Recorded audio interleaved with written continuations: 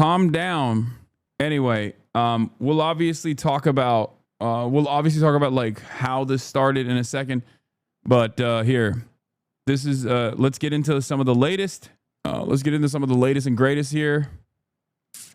Vehicles that have been shifting around, and we've seen the National Guard arrive here not far from Los Angeles, as federal officials are saying if this continues, they will bring in branches of the U.S. military.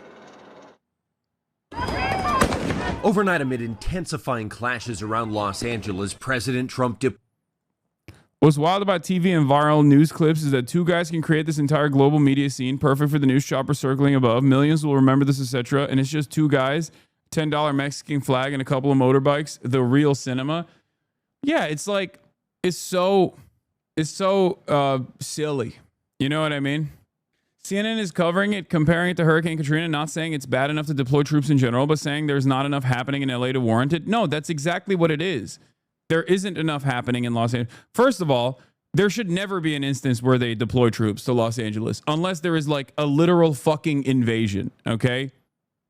Which, you know, in which case it would be really sad because I would probably link up arms with our Chinese overlords to bring about the Chinese century of prosperity. But like there are very, very, very few instances where you deploy military domestically, okay? This is not one of them. Like one car on fire and a couple trash cans on fire is not warranted to invoke the insurrection and declare martial law. You're out of your goddamn mind. These guys are just incredibly horny to do that because they want to do that. That's what their goal is. Their goal is to be an authoritarian, militant dictatorship. And for the record, I will repeat this again and again, but people have every right and the moral responsibility to, one, engage in the act of civil disobedience against the unjustifiable acts that the federal government is taking in terms of ripping people away from their families at their place of business, okay? At their place of work. What are we talking about? Like the inception of the resistance, like the first act here, the responsibility of the federal government is to ensure the safety and security of all Americans, everyone on U.S. soil. And they've already dropped that ball. They are already destroying that social contract. They're ripping it apart by going after people that have not done anything. They've done no crimes. They're just going after people on the basis of a status that they can take away at any given moment. The federal government can take away at any given moment. These are people who are waiting for their full authorization, okay? They are legal. They are not illegal. If you are in the process of waiting for your authorization, waiting for your court date, the government should not be coming to you and kicking you out of the country unless you've done a crime. They have not done a crime.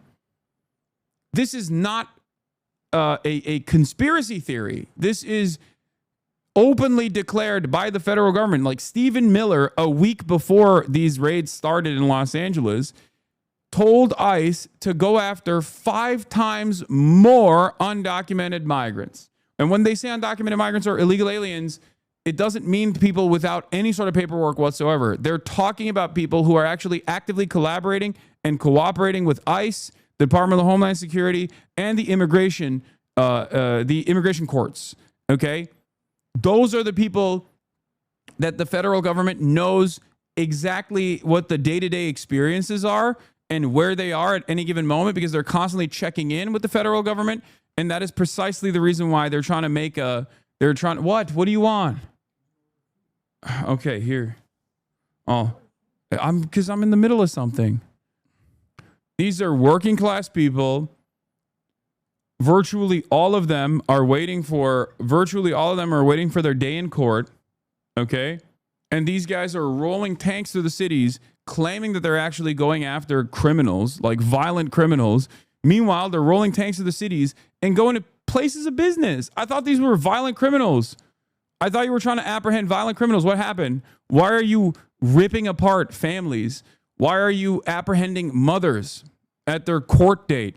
Like they're pulling people in to immigration courts. They're pulling people into immigration courts and then saying, your status is revoked.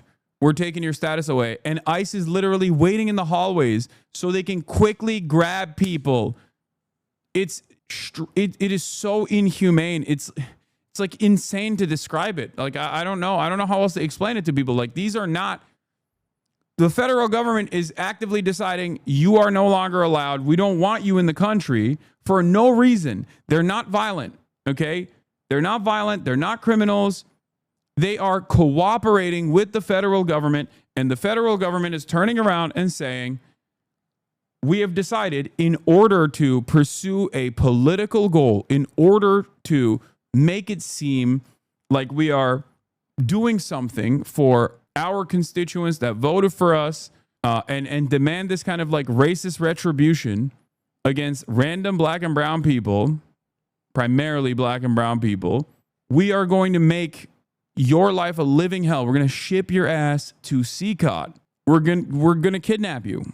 We're going to remove you from your family, from your way of existence for the past multiple decades, just so some fucking racist crybaby can feel better about himself. Like there's some changes happening in America that actually makes their lives better. And it doesn't even make their lives better. It's incredible. It's incredibly cruel.